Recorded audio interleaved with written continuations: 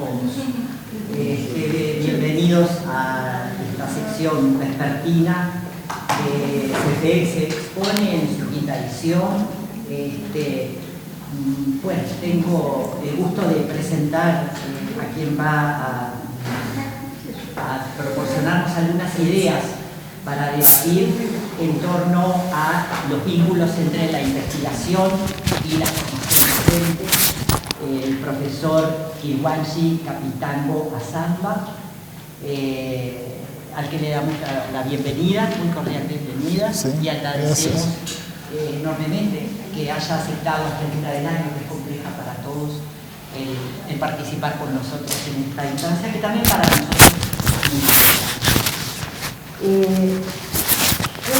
¿Cómo llega la invitación del profesor Kapitango?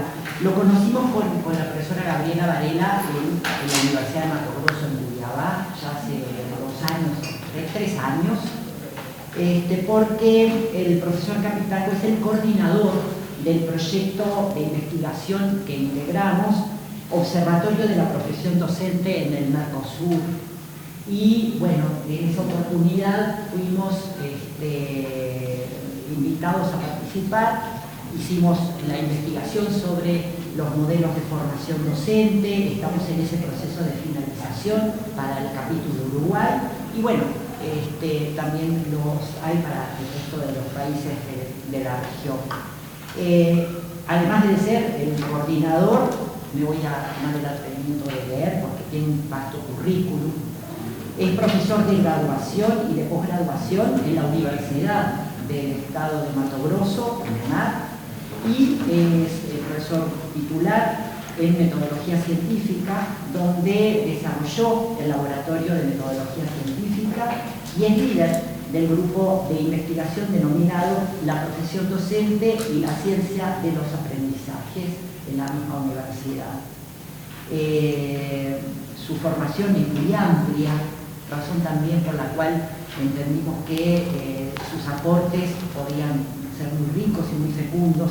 Es graduado en filosofía con habilitación en historia de la psicología en la Universidad de San Pablo, es especialista en didáctica y metodología de la enseñanza superior también en San Pablo, especialista de formación profesional en neuropsicopedagogía clínica por las facultades de Porto Alegre en Río Grande del Sur. Está terminando una maestría en neuropsicopedagogía por el Instituto Superior de Psicología y Educación en España.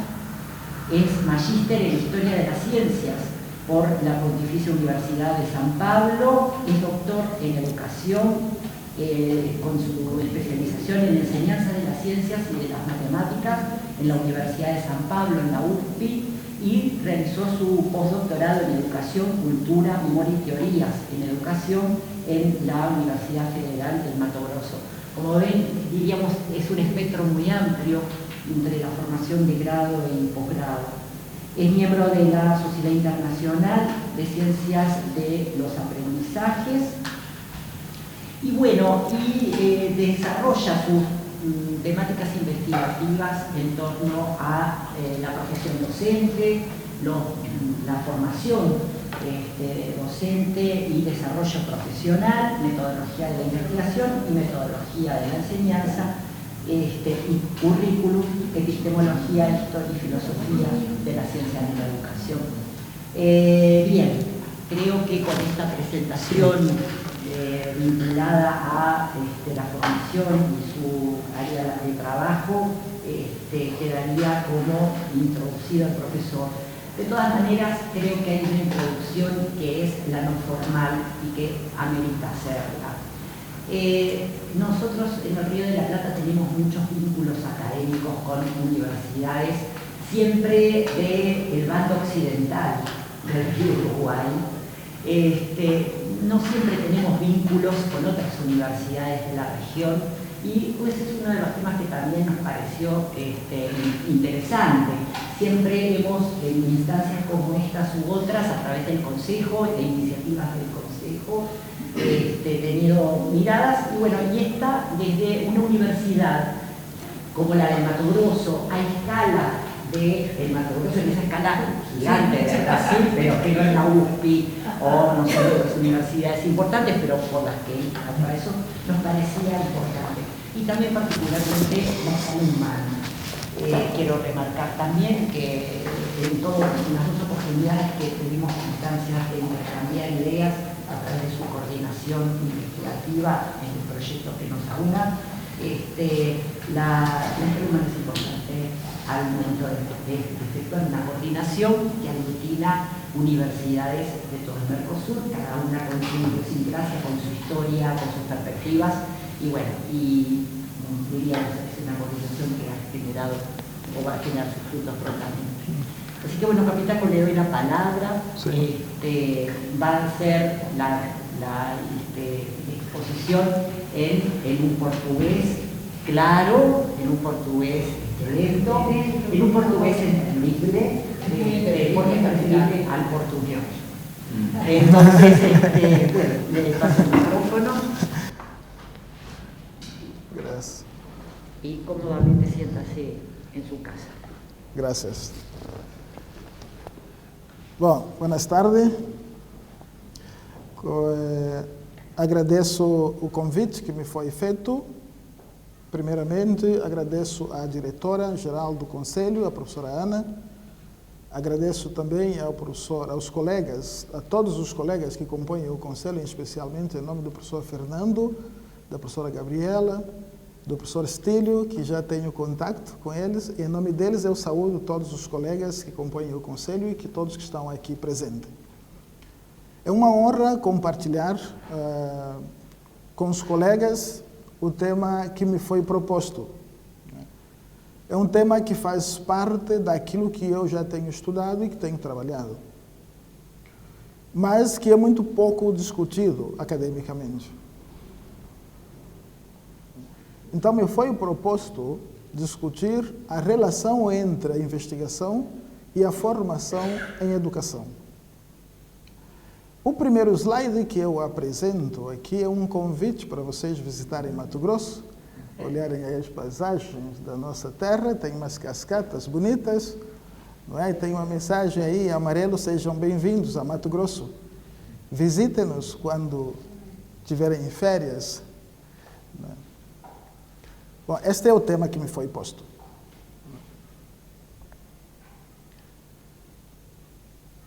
Inicialmente, eu tenho aqui algumas imagens para a gente refletir.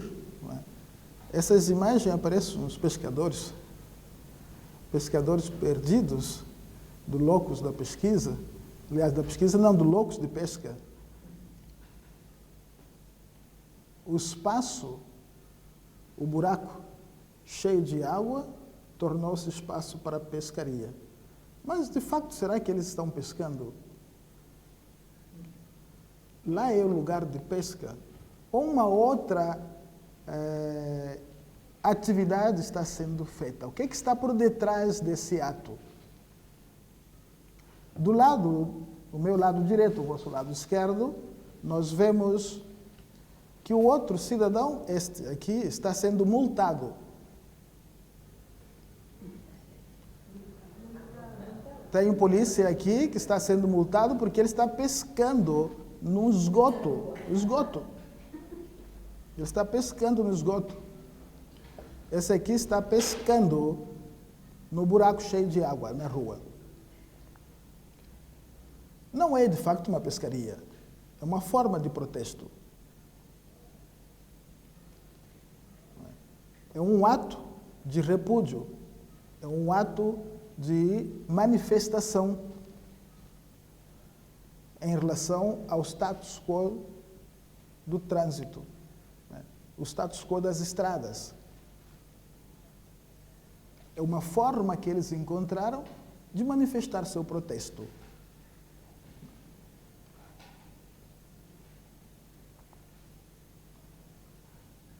No caso, além do protesto, mas a prudência nos diz que nós precisamos saber onde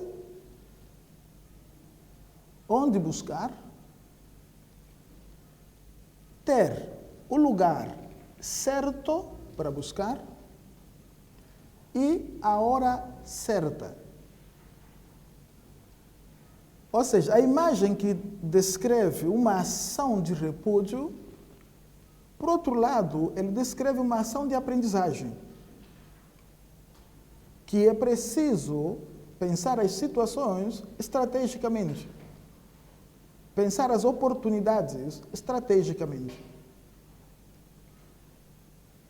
Porque se nós não pensarmos as oportunidades estrategicamente que nós temos, nós incorremos em outros riscos. É o caso do rapaz que está sendo multado pela polícia. Agora ele vai ter que pagar a multa. Essa outra imagem descreve a mesma realidade. Uma criança de moto, que ele não está habilitado para dirigir, pega a moto e sai dirigindo e está sendo multado.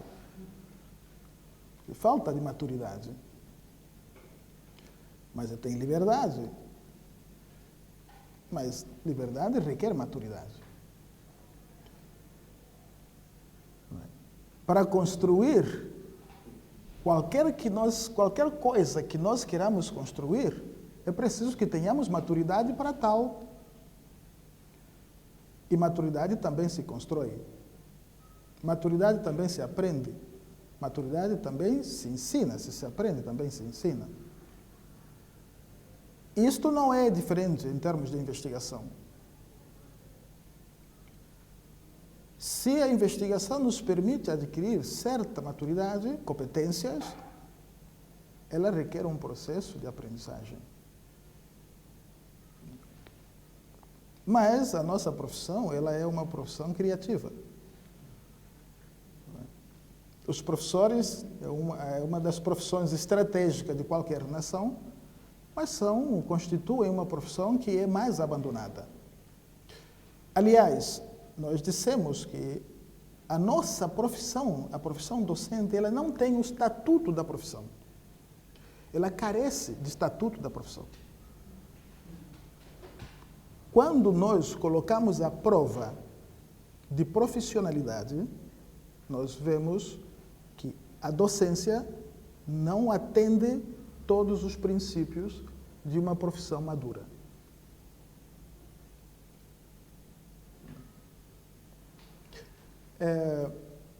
Uma vez, eu posso perguntar para vocês, quem é professor aqui? Ou quem é maestro? Quem é docente aqui? Todos. Quem é formado em física? Física. Geografia, biologia. Há uma diferença em dizer, mas não disseram que somos biólogos. Poderiam dizer, não, eu sou físico, sou biólogo, sou geógrafo, mas disseram que sou professor. Então, é uma postura de se assumir, mas não é simplesmente assumir, é uma postura de ser. Não é simplesmente assumir. Não basta assumir-se como professor e não ser professor. E ser professor significa ter criatividade. Também ter criatividade. Como este professor que está aí na lousa, sem instrumento, e não reclama, mas inventa a cadeira, vira para fazer seus cálculos. Mas não significa que o professor tem que se acomodar a essas condições. Por outro lado, isso também é um protesto. É criativo, mas também é um protesto. Porque esta é a própria carteira do professor ou a própria carteira do estudante. Isso também é uma forma de protestar, de manifestar sua indignação das condições de trabalho. E pelas condições de trabalho, além das condições de ser, nós temos que lutar como professores. Então, depois dessa introdução, vamos ver o que é que nós podemos falar sobre a relação entre investigação e formação em educação. Em princípio, eu pensei, depois que eu vi o material do Conselho, eu fiquei mais esclarecido por que estavam falando de formação em educação e não formação docente. É óbvio que aqui nós temos formação de educadores sociais, muito importante. Eu sou técnico em educação social. Mas eu fiz formação técnica de educador social. Então, sei quanto é importante a formação de educador social. Além de ser professor também. Mas, talvez, pela situação em si, a minha fala seja muito mais focada para docentes. Então, os colegas que são educadores sociais, me perdoem se o meu foco for muito para a formação docente. Porque a minha pesquisa, os meus estudos, todos voltados para a formação docente.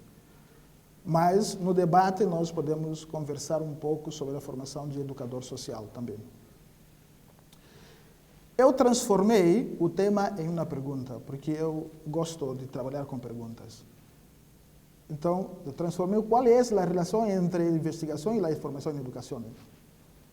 É um portunhol. Vamos ver.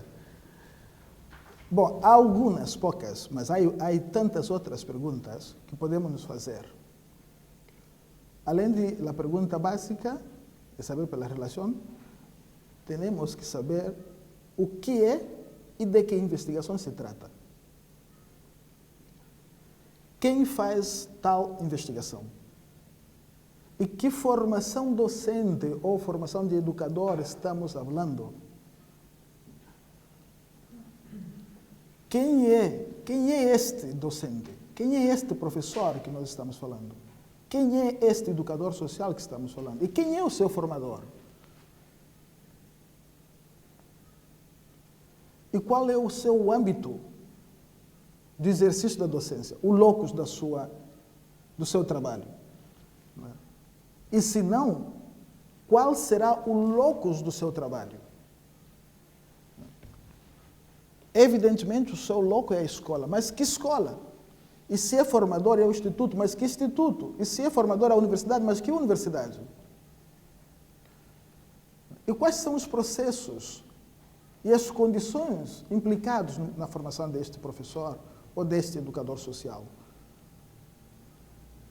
Essas e outras perguntas, elas requerem ser respondidas no planejamento curricular da formação docente. Eu fiquei muito feliz em saber que no Uruguai vocês têm um sistema único nacional de formação docente. E o planejamento do Conselho é um planejamento que traz a questão da investigação e do currículo, a aproximação da investigação e o currículo. Isso é muito importante. Só para abrir um paralelo, no nosso caso, no Brasil, nós não temos um sistema único de formação docente. Nós temos política nacional de formação docente que não é aplicada.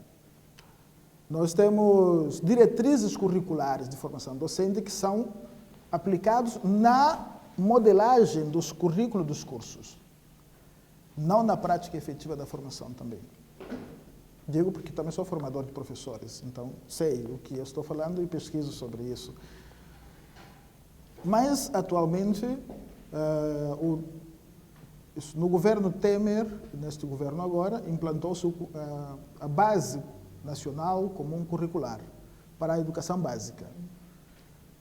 Isso gerou um conflito, porque, infelizmente, no Brasil, e também não é só a realidade brasileira nossa, também aqui na América Latina, nós temos problemas em termos de formulação de políticas públicas, que são políticas feitas como políticas de governo, não políticas de Estado. Este é um problema para a educação, saúde e segurança. As políticas de governo não são políticas bem-vindas às situações estratégicas de qualquer nação.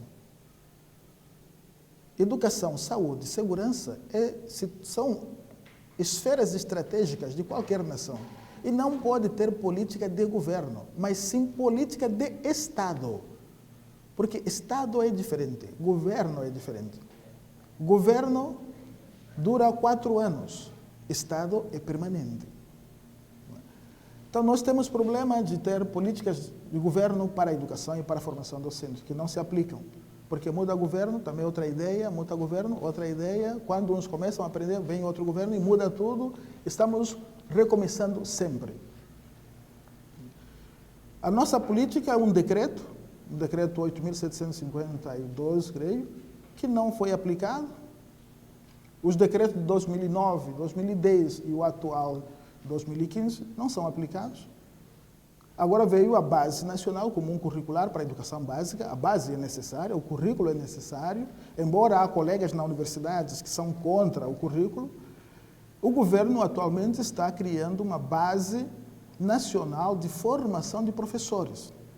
E há uma perspectiva de criação de um instituto de credenciamento e formação de professores. Particularmente, eu penso que é necessário.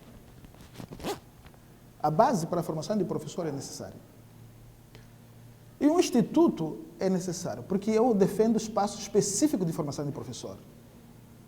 No nosso caso, a formação do professor ele está enclausurado em departamentos. Departamento de Matemática, de Biologia, de Química, de Física, que oferece bacharelato e oferece licenciatura. No Brasil, licenciatura é para formação exclusiva de professor.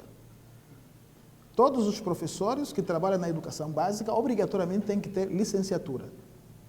Os demais profissionais têm bacharelato. Então, as nossas licenciaturas têm uma configuração de bacharelato. Portanto, não tem uma estrutura de licenciatura. Faltam componentes curriculares.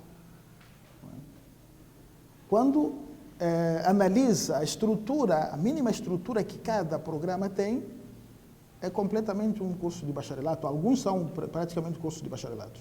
Além do mais, também há deslocamento com as práticas. Por isso que o tema que me foi proposto é um tema bem-vindo, é um tema que se enquadra em um movimento internacional, um movimento que começou na década 60, né? Inicialmente na década 40, 45, que começou o movimento de estudo científico da escola, mas isso foi se configurando e surgiu um movimento chamado de o movimento de formação de professor-pesquisador. Né?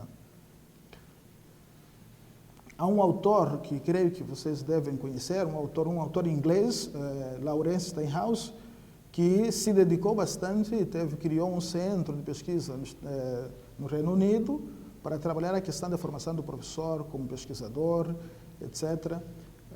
É um autor bom para ler, para quem quer trabalhar com a formação do professor enquanto pesquisador, e a inserção da investigação na formação do professor. Né? Então, eu estava abrindo esse parênteses para vocês verem também a nossa realidade no Brasil, que não está tão boa. Não é? Também nós enfrentamos problemas. Nós não temos currículo. Vamos ver se haja currículo agora. Embora a universidade ela é contra. Não é? Em 92, o governo brasileiro tinha um convênio com a França para a criação de institutos específicos de formação de professor. Mas as universidades foram contra. As universidades foram contra e nós temos nas universidades faculdades de educação. As faculdades de educação não concentram a formação dos professores. As faculdades de educação concentram a formação de pedagogos. Em alguns casos, psicólogos. Mas não concentram a formação do espectro da profissão docente. Professor de Química, Física, Geografia, Sociologia, etc. Não estão na faculdade de educação. Portanto, a faculdade de educação não representa a formação docente. E isto é um problema também. A Universidade Federal Fluminense, no Rio de Janeiro, e creio que a estadual também, eles têm uma faculdade de formação docente, mas são casos isolados. Não é? São casos isolados. Então, no Brasil, nós temos algumas situações, algumas tentativas, a que a própria universidade foi contra. E que isso foi mal visto também pelo lado do governo. Bom, voltando ao nosso tema, vamos tentar responder esse problema. Primeiro, buscar saber a relação entre a investigação e a formação, especialmente a formação docente. Ao meu ver, a resposta era simples. Se trata de uma questão de relação de natureza e exclusivamente de natureza ontológica. Nada mais. É uma relação de natureza ontológica. a investigação e a investigação ela está, por natureza, inserida na docência. Ela é inerente à docência. Ser docente, por natureza, é ser investigador. Mas por que não investigamos, então? Se é pela sua natureza de ser, e por que não está assim?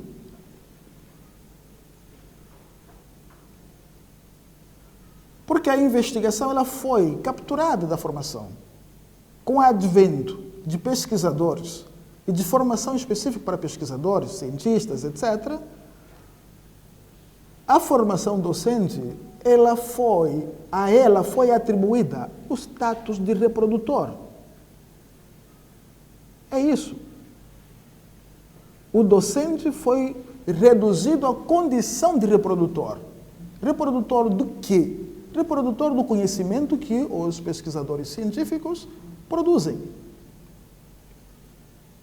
E o professor é alguém que repassa.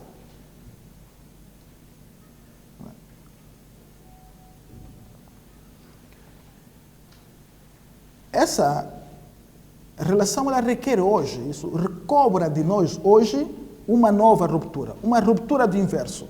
É preciso romper com essa condição a que nós fomos postos de reprodutores, de repassadores, para assumirmos o status próprio da docência, de ser docente. Por isso eu digo que é uma relação de ser docente. No entanto, ser por ser não é razão suficiente para existir como docente. Significa dizer que o ser docente há de existir como tal, tendo a investigação como fator de existenciabilidade de ser docente. Porque ele é algo inerente, não é separado. Investigar para o docente é algo da essência de ser docente. Não há mais alguém, estudante, que ele professor, ele docente. Portanto, ser docente é dizer que é ser eternamente estudante, até a hora da morte. Portanto, ser estudante significa ser investigador. Não, isso não significa que há que reproduzir, que há que repassar.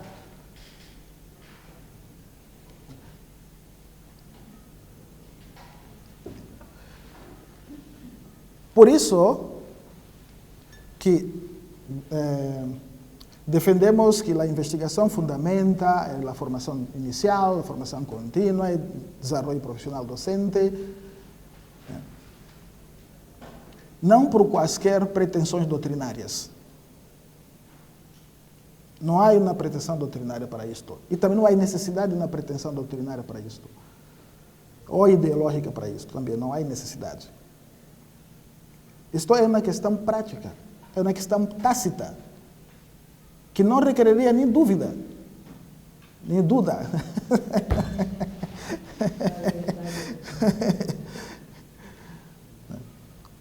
Mas requer um desenvolvimento de capacidade de investigação como competência intelectual que é inseparável da possibilidade docente e que lhe dá autonomia, que lhe dá autoria e que lhe dá mobilidade profissional.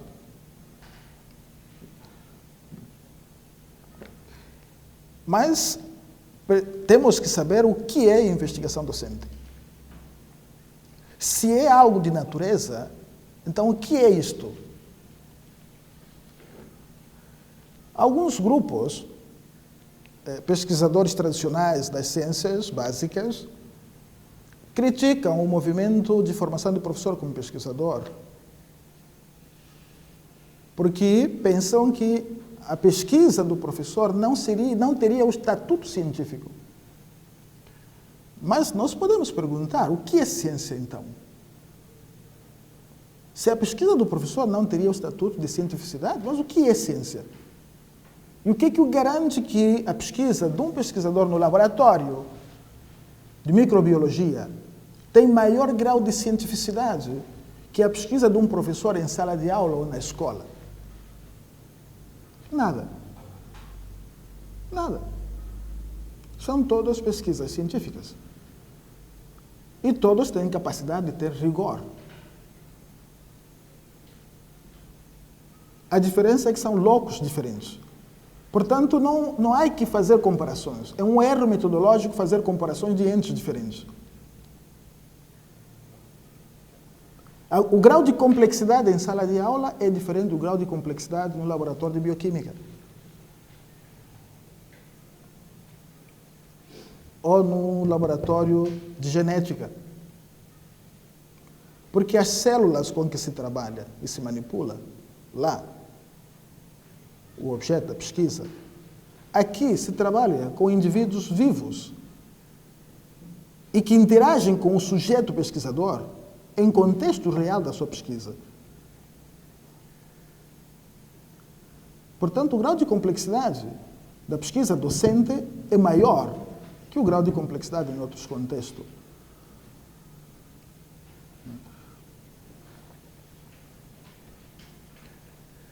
Essa é uma definição com que eu trabalho, com que nós trabalhamos, uma definição experimental do que seja a investigação docente. Dá para compreender a leitura?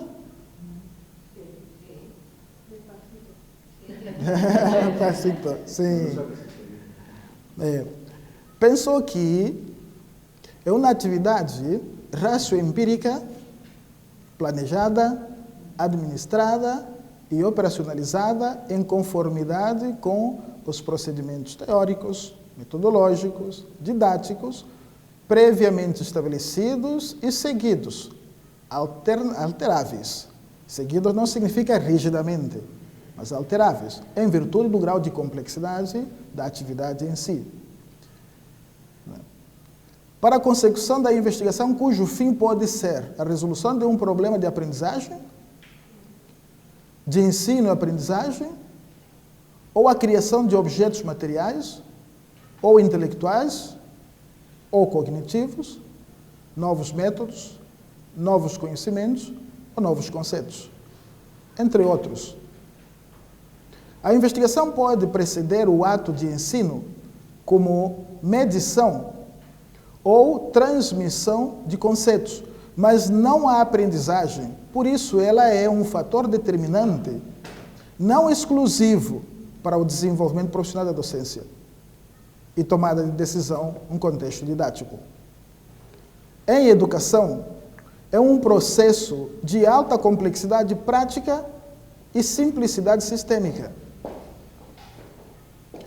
Em termos práticos, na investigação docente em contexto didático, o grau de complexidade é maior, mas sistemicamente há uma simplicidade.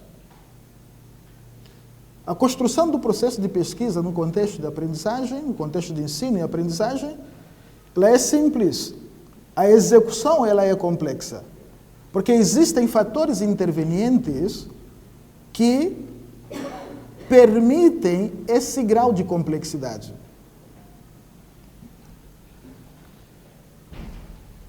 Vamos ver como é que nós fazemos isto.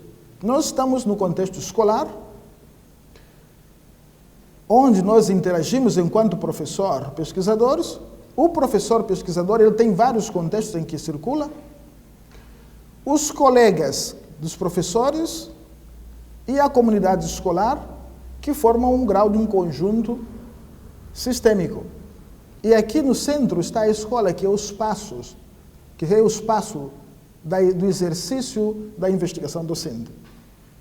Mas na escola há um microespaço também, que também é o laboratório de facto do professor pesquisador, que é a sala de aula. Mas, cuidado, que nós não podemos reduzir a pesquisa docente à sala de aula. Não. Porque há fatores externos que interferem no processo de ensino e de aprendizagem e que o professor precisa pesquisá-los. Não só fatores internos, intrínsecos, mas também os fatores extrínsecos, que me permitem compreender alguns fenômenos que aparecem na sala de aula. Por exemplo, as que nós recebemos aqui são 20 estudantes, 20 a 25 estudantes em classe, certo? Bom, 20 estudantes são 20 realidades diferentes.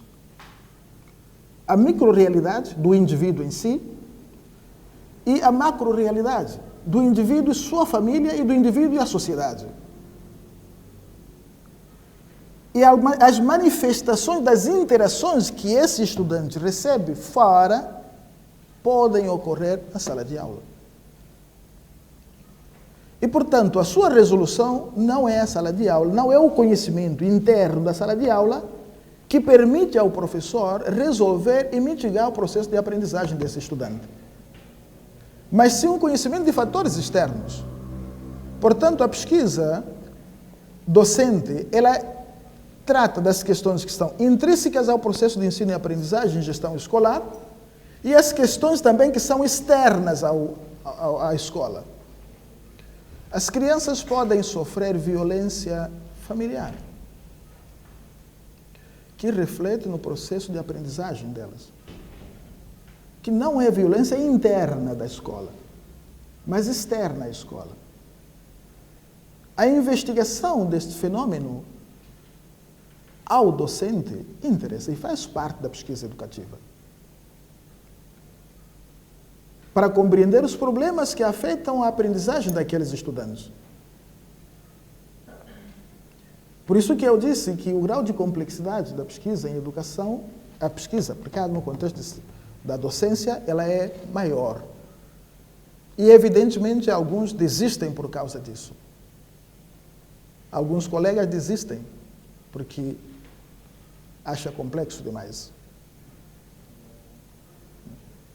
E também porque o ser humano, por natureza, tende ao que mais é simples e fácil. É fácil dar aula, passar a aula na lousa, copiar, etc., e ir para casa, tchau, tchau, etc. Saber o que se passa com um determinado estudante, por que determinado estudante tem dificuldades de comunicação, por que determinado estudante tem dificuldades de compreensão, isso não preocupa alguns colegas. Alguns dizem que não, isso não é meu problema, é o problema dele.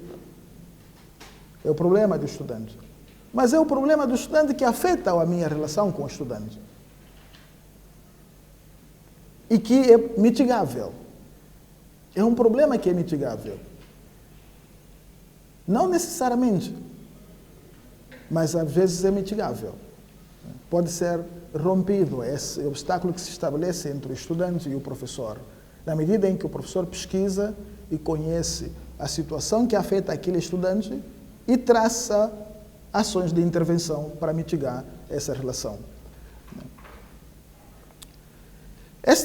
Este processo nos permite gerar essa dinâmica lógica simples, né, do processo de investigação, que geralmente a gente parte do conhecido para o complexo.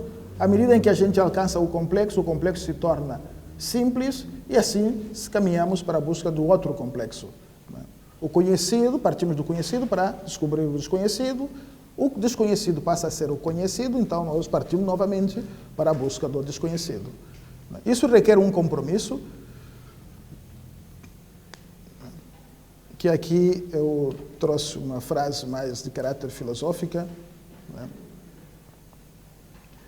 A participação da filosofia ou das ciências começa a partir do momento em que ultrapassamos o pensar, o conhecer e o agir simples para engajar-se em refletir, conhecer e agir de forma crítica, complexa e objetiva, de tal modo que possamos gerar novas atitudes, inferências, intervir e produzir novos conhecimentos de forma coerente. Bom,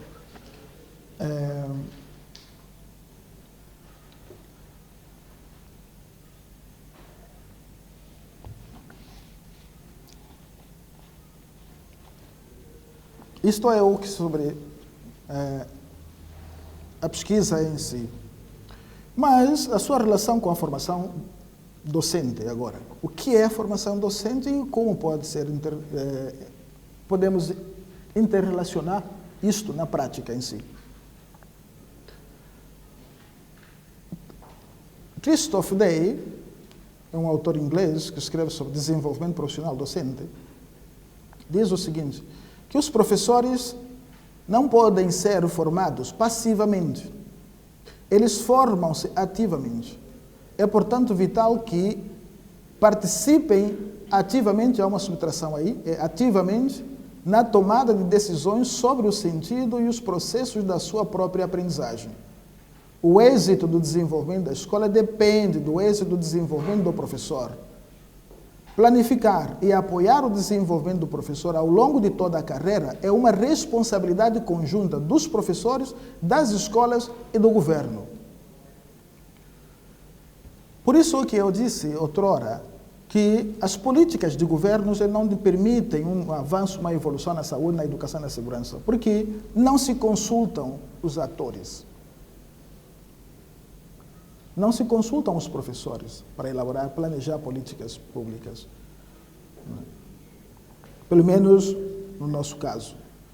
Alguns trabalhos, quando há consultas, eles têm um pouco tempo de divulgação nas escolas, um pouco tempo, não há diálogo geralmente com a universidade, que forma professores. A universidade às vezes não sabe. A universidade toma conhecimento, às vezes, na relação com a escola, e a universidade não tem acesso ao documento. Isto gera percalços no processo de criação de uma política que seja pública. Historicamente, o professor foi formado como consumidor acrítico, reprodutor de conhecimento, por investigadores universitários.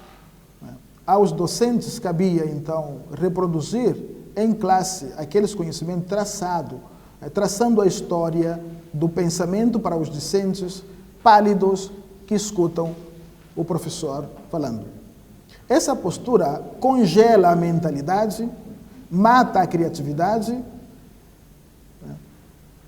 e a criticidade e a plasticidade neurocognitiva ou racional.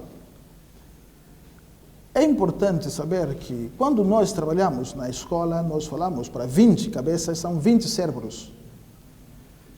E às vezes o professor mata muito mais do que uma bala de um bandido.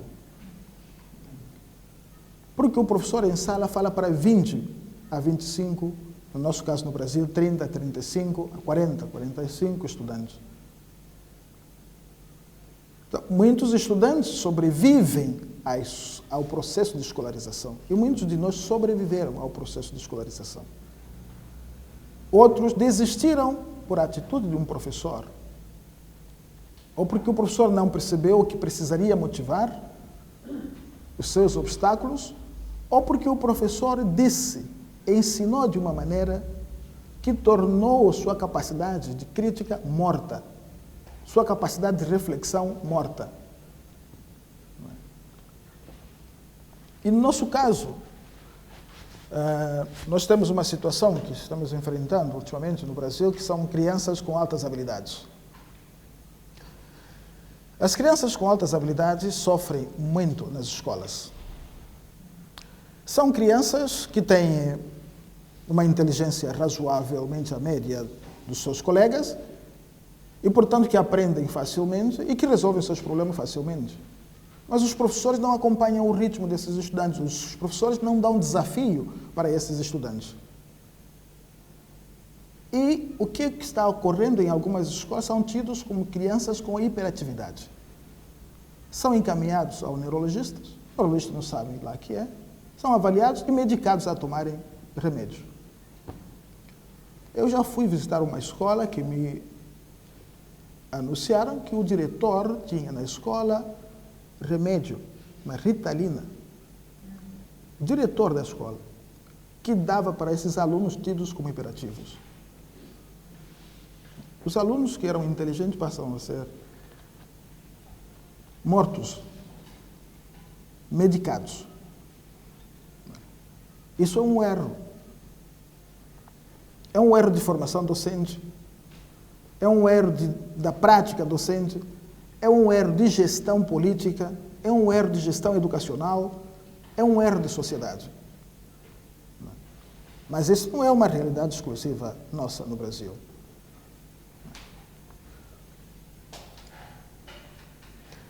Nós precisamos superar esse modelo de formação de professor reprodutor. A opção tomada pelo Conselho, a política do Pradime, a inserção da investigação no processo de investigação é uma forma de superação planejada e que requer uma execução efetiva. Assumir a investigação como vetor de superação do que chamamos de condição de hospedeiro epistêmico para tornar-se um autor e um fautor epistêmico.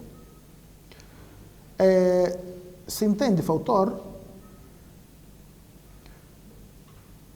Fautor é aquele que auxilia o outro a ser o que precisa.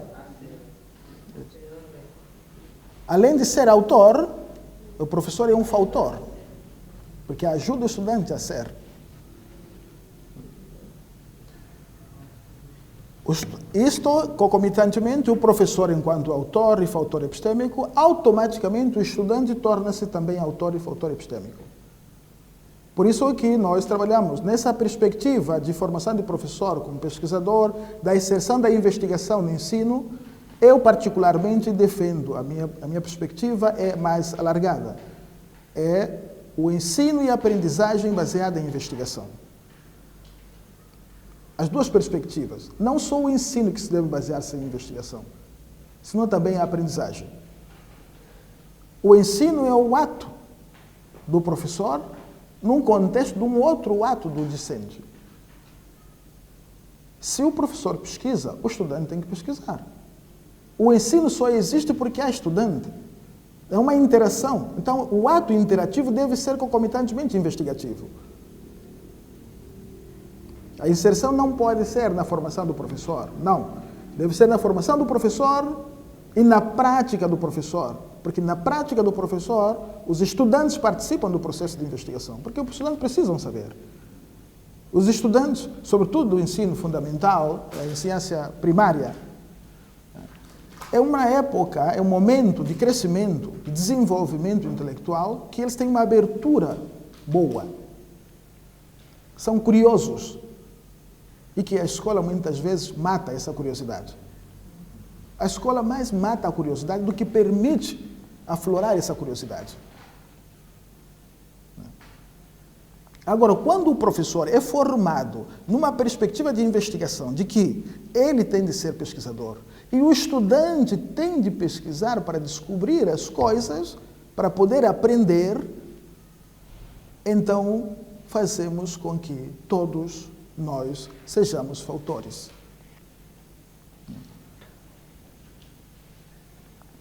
Vamos para praticar. Porque senão vão dormir. Porque eu não estou caminhando, estou preso cá. Primeiro, é possível falar de pesquisa educacional ignorando a dimensão crítica que lhe caracteriza? Sim ou não? Não. Desculpe. A atitude ou a mentalidade reflexiva e crítica são inerentes à natureza da investigação, sim ou não? Sim. É possível estabelecer diálogo racional, conhecer os próprios limites, erros, preconceitos, ideologias, enquanto obstáculos a serem superados na luta constante? É possível ou não?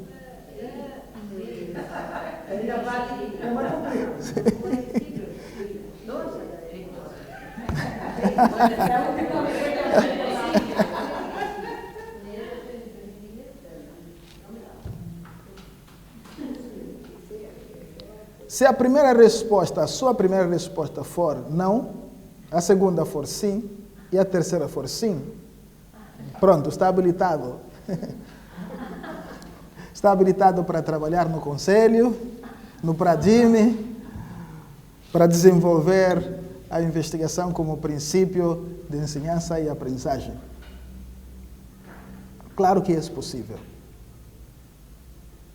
E muitas dessas questões são questões que às vezes eram muito tradicionais, as pesquisas básicas, pesquisas aplicadas, etc. A pesquisa na docência é uma pesquisa aplicada. Nós tivemos um processo de colonização. Processo de colonização profissional. As chamadas ciências da educação invadiram o campo. Mas não é por má intenção. É a intenção deles estudar a educação. Tudo está liberado. Pode. Mas deu-se muito foco e esqueceu-se a própria educação. Esqueceu-se a própria docência. Então, as teorias de aprendizagem produzidas pela psicologia, produzidas pela sociologia, pela filosofia, etc., não são teorias aplicadas.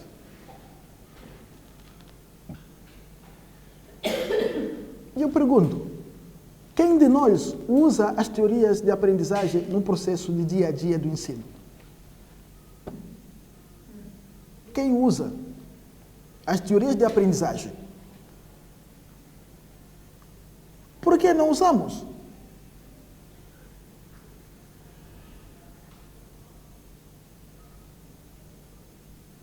Se são teorias de aprendizagem, teorias de ensinança e aprendizagem, por que nós não usamos? Também estão distantes da formação docente. Na formação também não se estuda estas teorias. A grande maioria dos programas de formação não ensinam as teorias de aprendizagem para estes professores. E os psicólogos produzem lá suas teorias, sociólogos, etc, etc. E os professores não estudam, e os professores não produzem teorias. Por quê? Não são capazes. Os professores não têm capacidade de produzir teorias sobre ensinar, de produzir teorias sobre aprender. Não. Se não, então pronto, acabou. Se não somos capazes, pronto. Para que existimos? Existimos para quê? Como figurinos. E que é isso que fazem da gente? Como figurinos. Não como profissionais. A investigação inserida no processo de formação e da prática docente, ele permite retomar o que nós perdemos de identidade e de competência. Esta é a razão de ser da investigação. É uma das razões fortes de ser no processo de formação e no processo da prática. Embora há dificuldades que nós vamos apontar mais adiante. Então, nós precisamos fazer rupturas.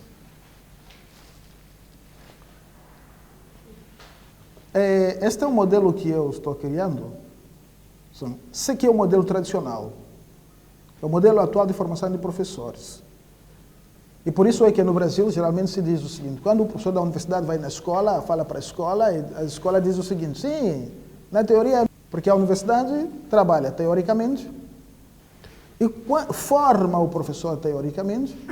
Quando o professor chega na escola, encontra uma realidade diferente. A formação do professor não está vinculada à prática do exercício da docência. Há uma discrepância. E isto é um erro. É um erro. Essa discrepância é um erro. O que nos permite, hoje, é um processo de inclusão.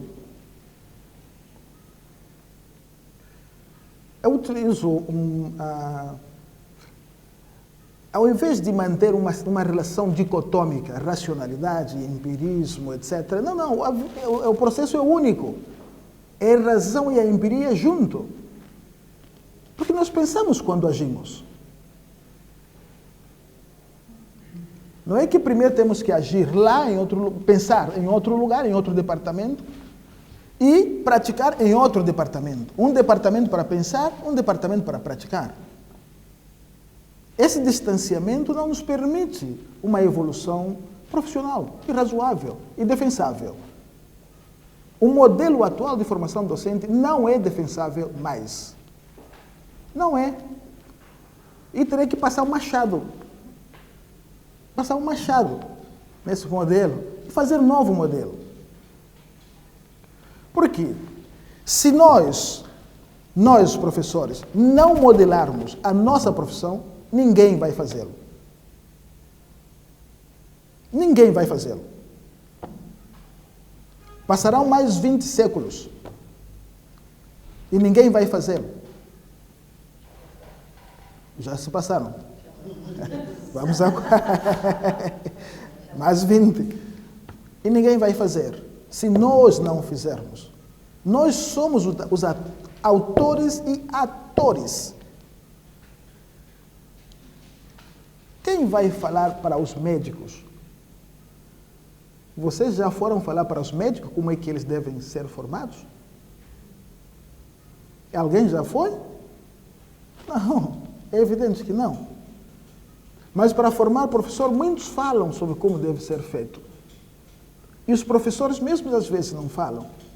Mas outros profissionais dizem como deve ser a educação. Outros profissionais dizem como é que o professor deve ensinar. Prescrevem como é que o professor deve ensinar. E o professor não diz nada. Que história é esta? É uma história sufocante. É uma história nauseante. É uma história que nos permite desistir, às vezes, por questão de náusea, porque é nauseante. Ou então, existir, como se diz no Brasil, vou levando. Esse é o problema que nós enfrentamos. Por isso, um dos fatores que nos permite isso é a pesquisa. É considerar o professor como um investigador. Porque só assim ele recupera toda a sua força e todo o seu cabedal que ele perdeu. E que ele pode discutir no mesmo nível com os demais. E adquirir a sua profissionalidade além de outros elementos que são de categoria mais jurídica e política para adquirir os estatutos da profissão docente.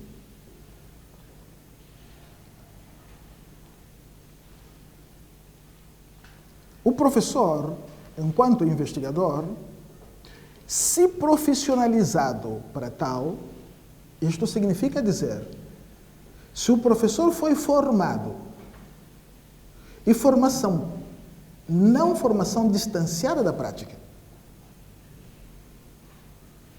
Por exemplo, aqui nós temos institutos de formação docente. Os institutos são os espaços específicos. São os espaços de natureza. Agora, o que nós precisamos são condições. Mas quem que tem que convencer que existam condições somos nós. Por isso, a profissionalização aqui significa formação inicial e desenvolvimento profissional. É um processo que inicia e que não termina. A profissionalização não termina.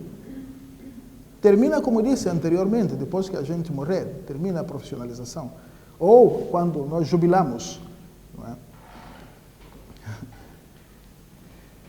Se profissionalizado para tal, desenvolve investigação que vai além das práticas de sala de aula, pois a sua autoria não pode ser restringida ao espaço intraclasse. Isto é uma crítica a uma corrente, dentro da corrente que defende a formação do professor pesquisador, que diz que o professor pesquisador deve ficar restrito à sala de aula. Não. O professor não deve ficar restrito à sala de aula. Ninguém deve, de fora, determinar o meu espaço de pesquisa. O meu espaço de pesquisa como professor tem os contextos. E como professor devo conhecer os contextos que interferem no meu processo, que interferem na minha prática. E quando me fecham, isto é tornar o professor um camelo, um cavalo, que a gente fecha para olhar apenas para um lugar. Então, nós precisamos romper internamente, embora que é preciso isso, mas não é somente uma realidade interna da sala de aula. Entre os seus objetos, aos seus objetivos de investigação, estão os obstáculos de aprendizagem dos estudantes. Este é um problema. Obstáculos de aprendizagem dos estudantes. Nós não sabemos o que é isto. Na formação não nos disseram que os estudantes têm alguns obstáculos. Mas agora o Conselho da Formação Contínua tem que dizer que há obstáculos. Também estão as interrelações docente-discente. Discente em contexto sociocultural, discente, está a violência escolar no contexto escolar, a indisciplina escolar, a evasão escolar, as dificuldades e transtornos de neurodesenvolvimento, a inteligência, a relação cérebro e aprendizagem, as políticas públicas, o currículo e entre tantos outros. É um espectro que não cabe somente na sala de aula. Vai além da sala de aula. Então, a formação do professor, como pesquisador, deve abranger esse espectro. O espectro intra e o espectro extrínseco da prática docente e da formação docente.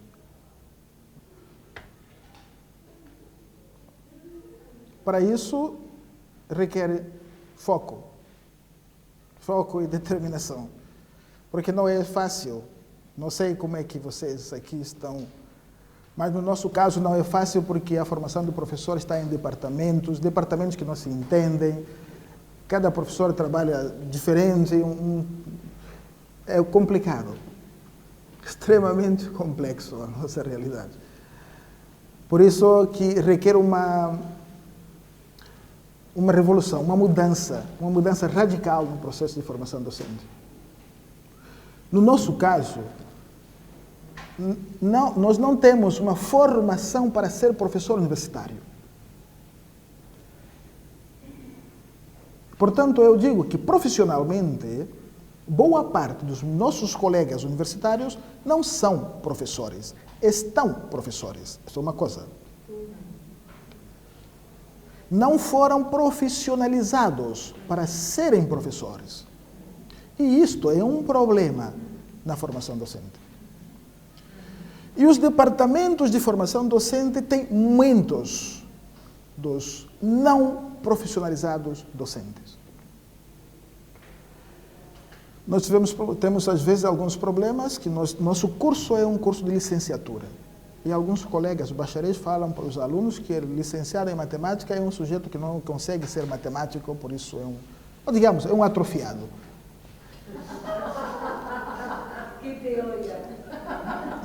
E o estudante chega ao sexto semestre e diz, quem quer ser professor? Quem quer ser professor? Tem que caçar. Alguém quer ser professor? 1, 2... Mas por que está aqui? É uma classe de formação de professor. Está aqui a fazer o quê? Se não quer ser professor. Mas porque às vezes também ouviu de um professor que há que ser matemático puro. Porque matemático puro é elegante, é genial. Que ser professor de matemática. Mas isto é absurdo. Ok, isso é absurdo num contexto de formação docente, mas nós temos essas situações. Isto desvia o foco do processo de profissionalização. O meu tempo está acabando, eu tenho muitos slides. Porque eu tive um problema. Eu pensei que o público fossem estudantes de graduação para professores.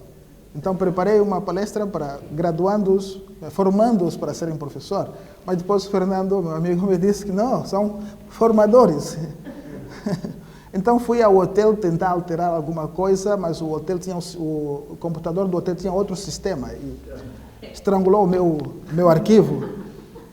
Graças ao meu amigo Fernando me emprestou o computador dele e eu pude ajeitar aqui, configurar algumas coisas. Então eu tenho muitos slides que estão aí, por isso é que alguns slides que eu fui corrigindo, o computador do Fernando é em espanhol, o meu está escrito em português, então algumas palavras estão sem configuração.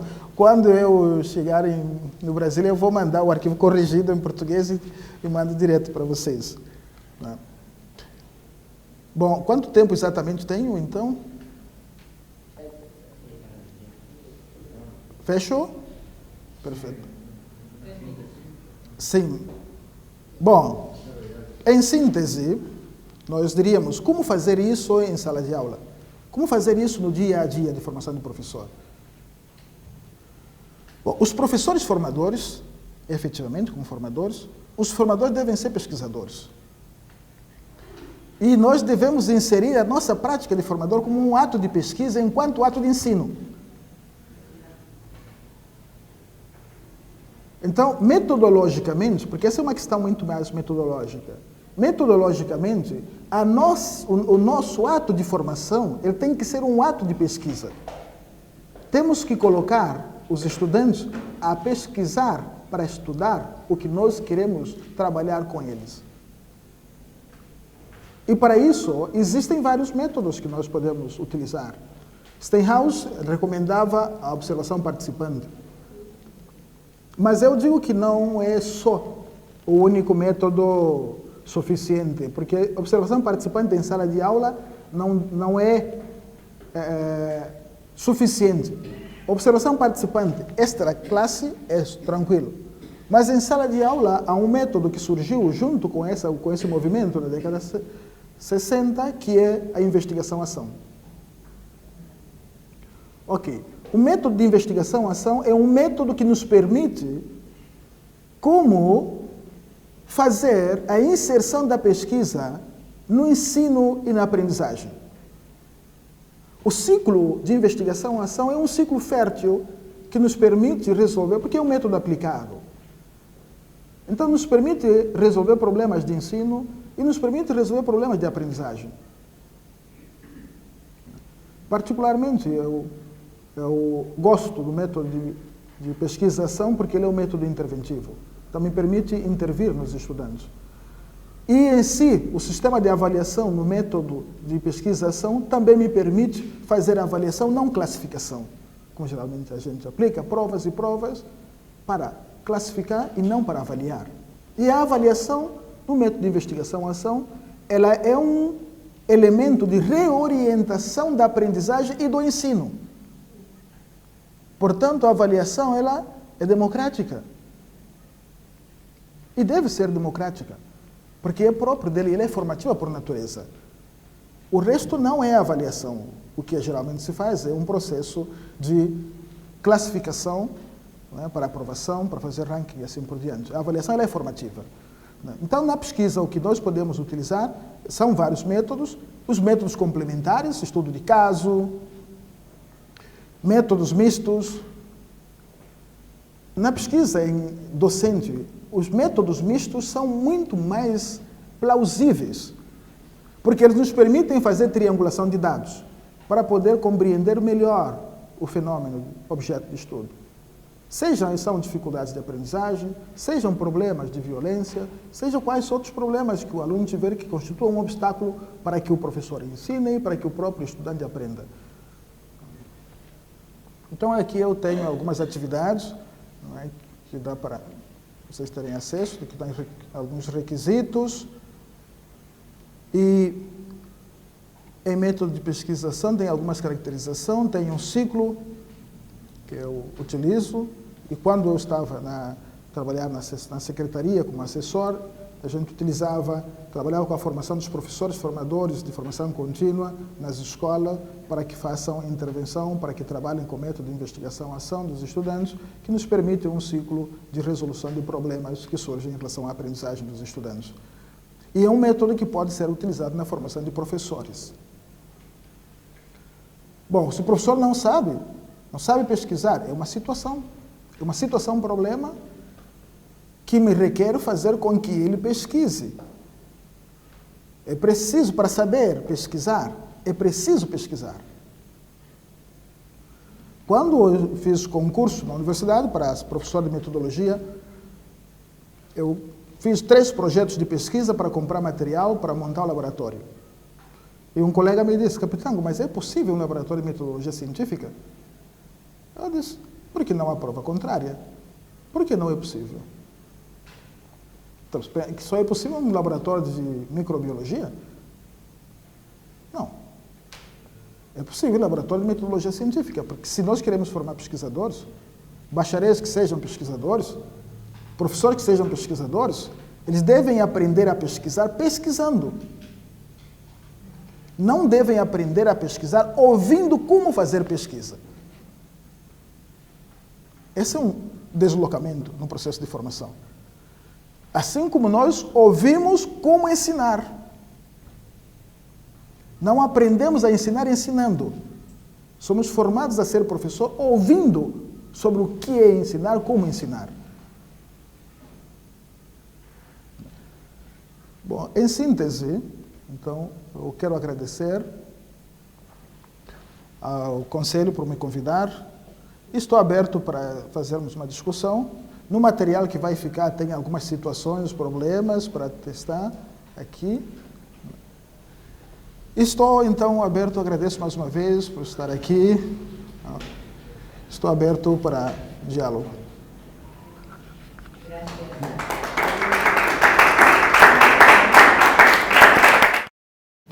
Bueno, le agradecemos al profesor las palabras, el recorrido que hizo, especialmente tocando algunas cuestiones que para la perspectiva nuestra, además, creo que también son como muy mediáticas. Así que vamos a tratar de unos poquitos vamos a hacer primero un espacio para quienes quieran preguntar, y entonces sí. El profesor la respuesta. Luego tenemos a 2 colegas sí. universitarias que vienen de lugares distintos, sí. pero que de alguna manera tienen que ver con el tema, sí. y entonces ellas podrán dar su visión, su pequeño comentario o intervenir. Perfecto. Y lo mismo algunos de nosotros en una cosa lo más dialogada posible. Perfecto. Desacartonada, porque Perfecto. no tenemos mucho. Perfecto. Podemos Ahí está. Sí, dar un sí, poco sí. más, libre en la voz. Sí. Así que quienes quieran hacerle preguntas, damos comienzo. Mi nombre es Ana Garay. Un poco lo que trajo hoy fue lo que estuvimos conversando en las 2 mesas sobre el tema de cómo ocupar el espacio como docentes, eso del ser, ¿no? De no llenar las horas, sino el ser docente. Nada, aclararlo que fue algo que discutimos tanto en la mesa de la mañana y en la otra mesa. Es sumamente interesante, sí, la de la mañana. Sumamente interesante eso. Y que es lo que en todas las investigaciones o proyectos que se presentaron era eso, el desafío de cómo dejar de ocupar un espacio por ocuparlo y empoderarnos en el ser docente. No, eso sí. En todo caso, también retomando lo de la mesa de la mañana, y un poco para poner en diálogo con la exposición, algún aspecto que en la generalidad se planteó. Primero, la razón ontológica diferencial de la investigación. Fue una idea que el profesor Capitango planteó al principio, quizás luego la podríamos desarrollar más, porque creo que hace al corazón medular de estas jornadas y de lo que pretendíamos como la proyección de esta jornada. Porque lo planteamos hoy en la inauguración, nosotros en algún momento teníamos como la creencia de que en formación docente no se hace investigación y que la investigación se hace en la Universidad de la República. Y que luego de un relevamiento que hizo Mariana, hizo la comisión y a través de las convocatorias a los proyectos, logramos por lo menos visualizar algunas cuestiones que están respaldadas incluso por la evidencia, que son interesantes a nuestro entender y que hoy creo que ameritan colocar en un escenario como un punto intermedio de proyección. Primero, se hace investigación en formación docente, nos llamó la atención. Lo de la sistematización, yo lo ataría a lo que el profesor Capitango también planteó cuando habla de la relación del ser y el formarse y apropiarse del ser, que también requiere de la institucionalidad de la investigación. Quizás la sistematización no es porque los docentes no tengamos una continuidad en el acto o en la práctica investigativa. Quizás no tenemos las condiciones materiales para que esa sistematización, diríamos, se manifieste, se materialice.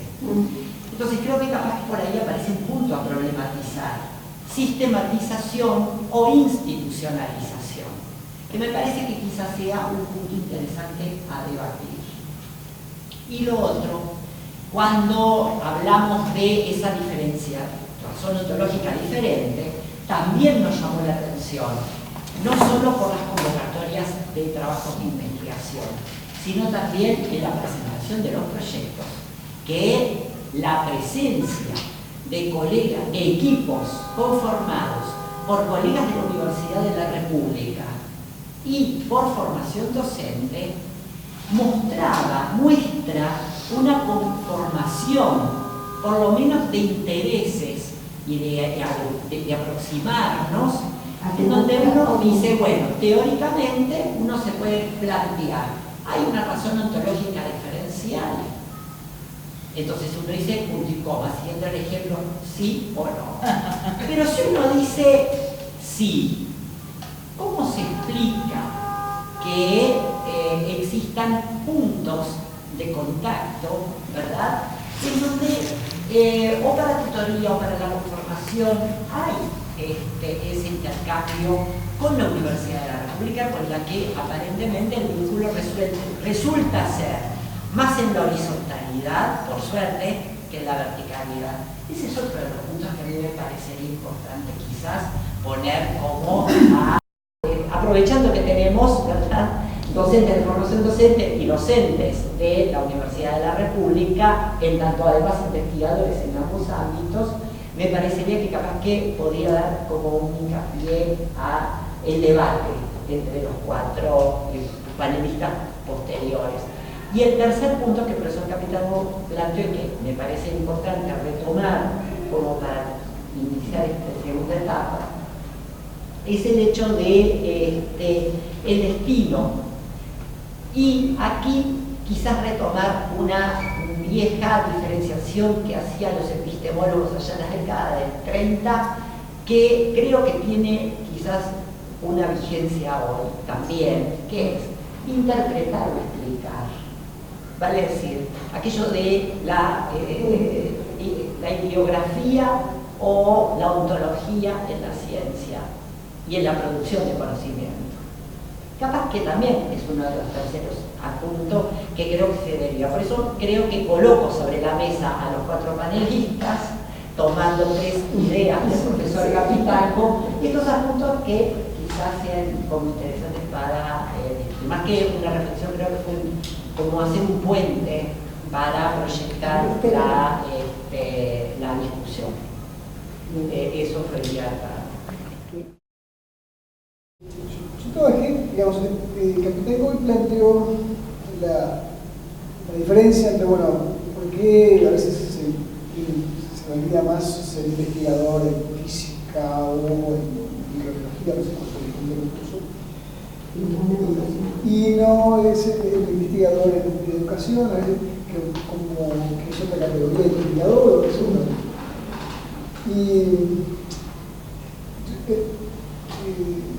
Digamos, yo estoy un poco en los dos lados, ¿no? Investigador de física durante 20 años en la facultad. Hace relativamente poco que estoy aquí en la formación docente, relativamente poco en el sentido como un cargo de responsabilidad. Yo trabajo en el centro de formación docente de hace 20 años. Pero hay una cosa que hace una diferencia que la mencionó Capitango, campo, que es en cuanto a la complejidad de esos dos sistemas, y por eso a veces es difícil de compararlos y por eso a veces es tan difícil de equiparar un tipo de investigación del otro. Un sistema físico, que era lo que yo investigaba durante 20 años, era una cosa muy simple. Las leyes naturales se comportan más o menos siempre de la misma manera. Uno hace un experimento, uno tiene una idea, una teoría, hace un cálculo, un modelo, y luego uno hace el experimento y empiria pura. Empiria pura y dura. Y se acabó el partido. O sea, ese es el último juez, se acabó. Si mi modelo está de acuerdo con lo que yo mido, entonces mi modelo es exitoso y vamos a ver. En cambio, nosotros tenemos un sistema extremadamente complejo, un sistema social es infinitamente más complejo que un sistema físico, que además no es que el sistema físico sea así. Nosotros lo simplificamos, nosotros hacemos un modelo. Podés simplificar. Y lo podemos simplificar. Y como siempre, cuando uno comete un error en las ciencias, en la ciencia natural, o en la matemática incluso, el error queda en evidencia inmediatamente. Uno comete un error en matemáticas y inmediatamente el error queda en evidencia. Cuando uno comete un error con un sistema social, y la evidencia aparece 200 años después, o vas a saber cuándo. Uno puede cometer, entonces a veces uno dice, bueno, muy bien, tenemos no podemos experimentar con un sistema social, yo no puedo hablar un grupo de estudiantes y someterlos a una prueba, jamás el sistema es preparado de la misma manera. Yo puedo en mi laboratorio preparar un sistema de la misma manera todas las veces que yo quiera y reproducir el mismo experimento todas las veces que yo quiera, yo jamás podría poder hacer eso. La metodología evidentemente no puede ser la misma. Y eso hace mucho más complejo y la complejidad hace una gran diferencia y por lo tanto requiere otra metodología. Y yo creo que no tenemos todavía una metodología bien desarrollada para hacer investigación social, investigación de educación, como la tenemos para la otra. Y bueno, eso hace que en definitiva parezca esa como que uno tiene más estatus que el otro o que está más validada una que la otra. Yo creo que eso es uno de los problemas, está más que nada así, ¿no?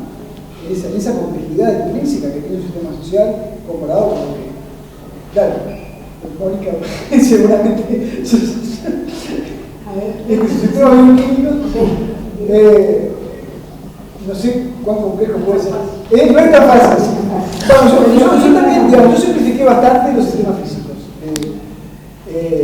Ahora hay la física lineal, las cosas de sistemas complejos, y esa cosa. O sea, ya tenemos como lo simple ya estaba resuelto, lo que hicimos fue complejizar un poco el modelo para ver si podemos aproximarnos un poco más a la realidad. Pero eso es... Sí. Hay un elemento que me parece que está bueno y ahora tú compartes comentarios, que se me ocurre anexar a lo que se estaba diciendo en relación al estatus del que él hablaba, es que recién ahora, en estos últimos años, a través de acciones específicas, pudimos habilitar que hubiera llamados a financiar investigaciones en el ámbito de la educación que no tuvieran estrictamente un corte, que uno podría decir, de tipo sociológico. O sea, que dentro de los posibles llamados que hace la que en nuestro país es la Agencia Nacional de Investigación, pudiera financiarse investigaciones que involucraran el problema del aula. O sea, eso tiene que ver de alguna manera con algo que acaba de decir Estelio, que estamos un poco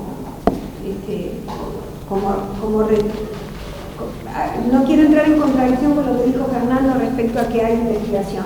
Es verdad que hay investigación, pero esa investigación le falta la institucionalización de la que Fernando y de la validación social de que tiene el mismo peso, la misma importancia o trascendencia que otra naturaleza de investigaciones que están como por fuera del aula. Y en eso creo que es muy importante la discusión sobre el papel del investigador. Cuando el docente es investigador o cuando el docente de aula pretende hacer un trabajo, un proyecto de investigación, en qué medida la academia, es decir, en términos muy genéricos, en qué medida la academia avala y no cuestiona. Y está todo este problema de la objetivación. ¿no? En nuestro país, por lo pronto, ese tema está en agenda y hay visiones encontradas. ¿no? Bom, vou começar por aqui, para lembrar um pouco mais. Primeiro, no Brasil, nós tivemos, nos anos passados, chamadas que solicitavam ações de pesquisa, ação nas escolas.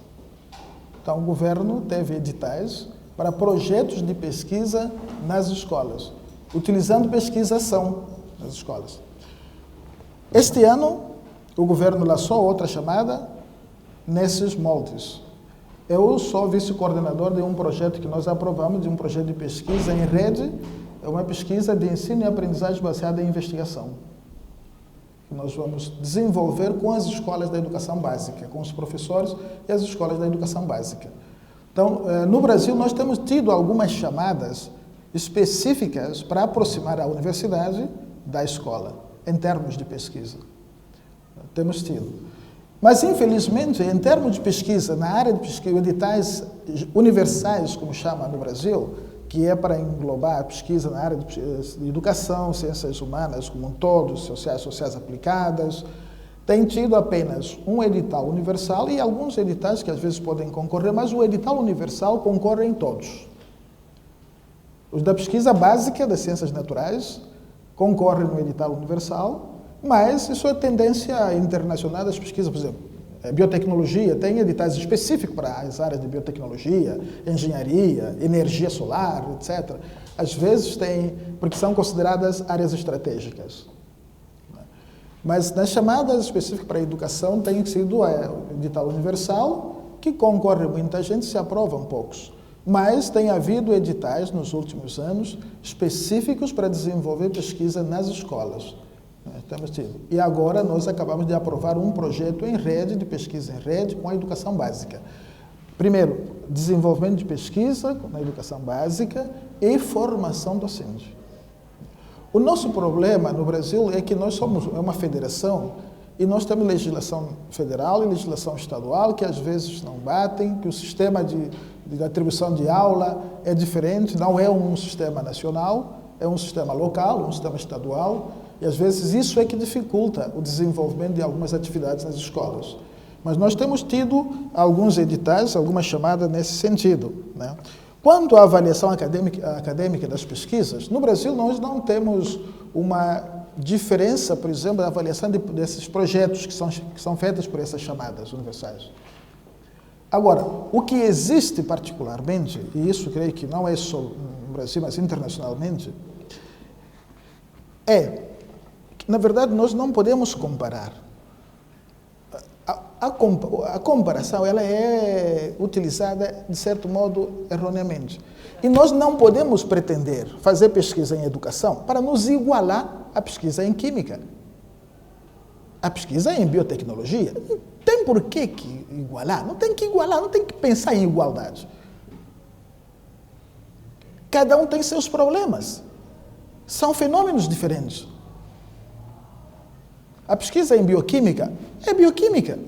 Pronto. A pesquisa em educação é educação. Nós é que devemos, porque nosso problema é que produzir o conhecimento e mostrar que nós produzimos conhecimentos é pesquisa educacional. Quando eu estava a falar de complexidade, que é maior, não é desmerecer a pesquisa nas ciências naturais básicas, não. É dizer o seguinte, que o observador e o observado não são iguais. O observador e o objeto observado não são iguais. Na pesquisa em educação, o observado e o observador são iguais. São iguais no sentido de semelhantes. Você observa um estudante que pode te enganar psicologicamente.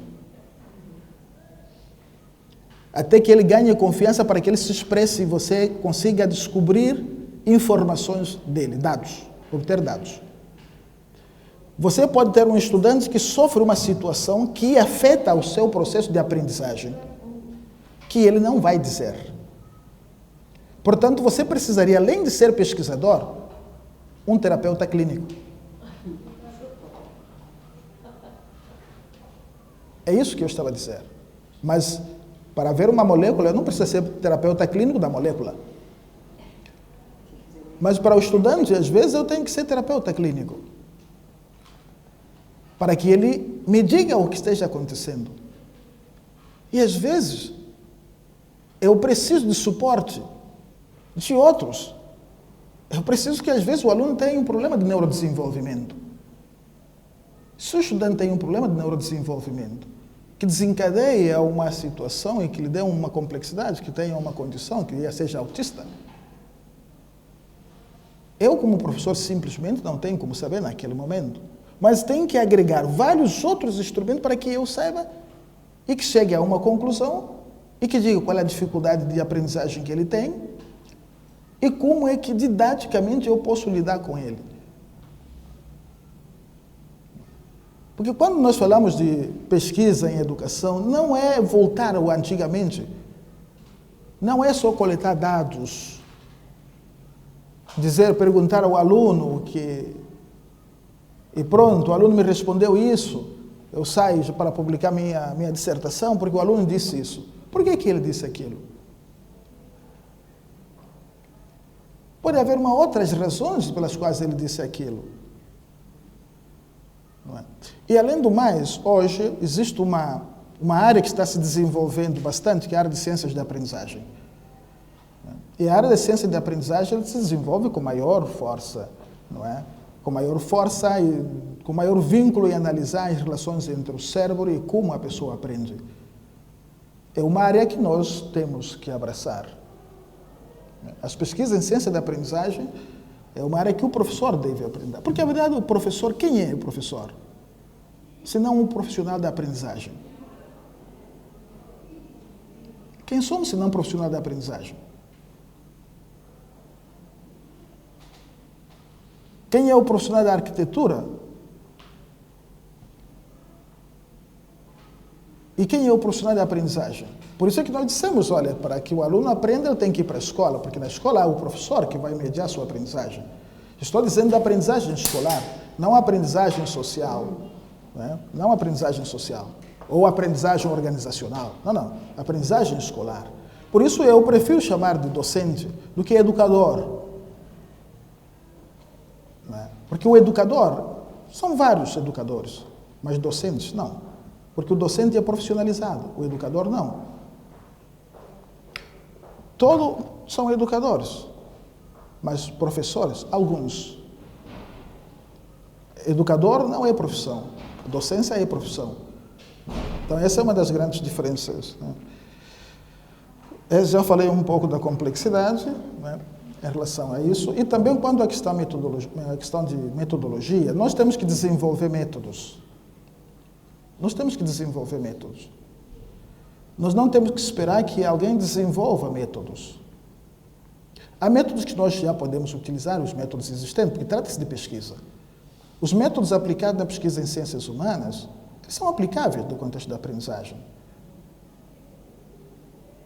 A questão é a gente dominar esses métodos para aplicá-los lá. Porque, afinal de contas, a metodologia ele tem uma dimensão universal. A pesquisação ela é aplicável para fazer pesquisa em organizações sociais, em movimentos sociais e em sala de aula. Em sala de aula em classe. Para em situações de violência, é um método tranquilamente que eu posso utilizar. O estudo de caso é um método desenvolvido em contextos sociais, mas que me permite adentrar e desenvolver outros métodos. No Brasil, nós estamos trabalhando para uma perspectiva de desenvolver métodos de transformar a própria perspectiva de ensino e aprendizagem baseada em investigação como método. Por enquanto está um movimento, mas nós estamos trabalhando numa perspectiva, sobretudo nesse projeto, o nosso interesse é transformar isso como um procedimento metodológico para a pesquisa de ensino e aprendizagem baseada em investigação.